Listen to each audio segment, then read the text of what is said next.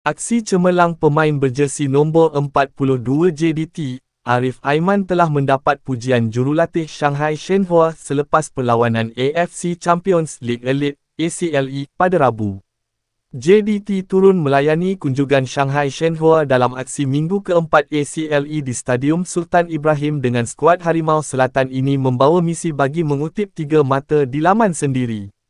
Misi besar tersebut berjaya dicapai hasil dua jaringan oleh Jonathan Silva manakala Oscar Eribas turut mencatatkan nama selaku penjaring bagi membantu JDT atasi Shanghai Shenhua 3-1.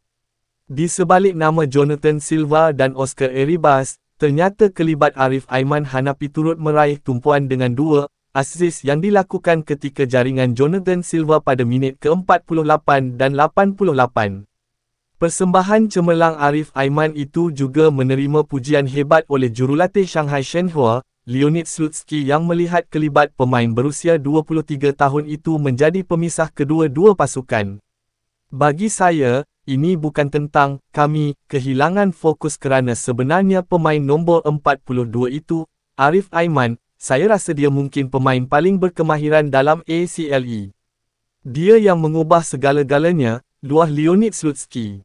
Dia sudah pun melakukan perbezaan pada tahun lepas, dan dia lakukannya sekali lagi kali ini. Apabila dia berdepan situasi 1 lawan 1, dia tahu cara untuk memanfaatkannya. Sudah tentu, ini sangat menyakitkan, tambah jurulatih itu lagi ketika sesi sidang media selepas perlawanan. Sungguh pun jaringan yang terhasil berpunca dari kesilapan pemain Shanghai Shenhua sendiri, namun Slutsky percaya Arif Aiman sememangnya bintang yang berbakat sehingga meranapkan impian wakil China itu membawa pulang 3 mata.